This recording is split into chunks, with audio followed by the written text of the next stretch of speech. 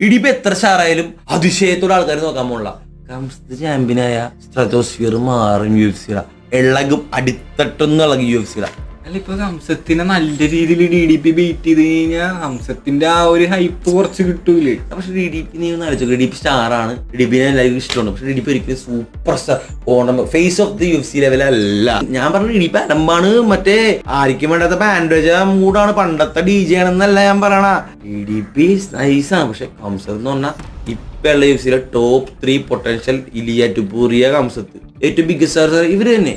കോണമഗ്രഹങ്ങളുടെ സ്റ്റാർട്ടം പോലത്തെ ഇലിയ ടുപൂറിയൊക്കെ ഉള്ളൊരു factory, കംസത്തിനുള്ളൊരു factory DDPക്ക് ആ ഒരു ഇതിലില്ല. ഫൈനൽ പ്രഡിഷൻ 51-49 കംസത്ത് ജയിക്കും. അത്ര ക്ലോസ് ആയിട്ട് ഞാൻ പറഞ്ഞു. കാരണം എനിക്ക് DDP ഇതുവരെ മനസ്സിലാക്കാൻ പറ്റിയിട്ടില്ല. അടസാനിയും വിറ്റേക്കറും രണ്ടുപേരും അങ്ങോട്ട് കൊണ്ട് നോക്കി ഇതുപോലെ പറഞ്ഞ് ഞങ്ങൾക്ക് DDPനെ മനസ്സിലാക്കാൻ പറ്റിയിട്ടില്ലെന്ന്. ഫൈറ്റ് ചെയ്ത് അടസാനൊക്കെ DDPക്ക് മനസ്സിലാക്കാൻ പറ്റാതെ ഞാൻ ഈ പടത്തിലിരുന്നുകൊണ്ട് മനസ്സിലാക്കാനൊന്നും പോകണമെന്നില്ല. അപ്പൊ ഞാൻ DDP 55, ഹംസത്ത് 45.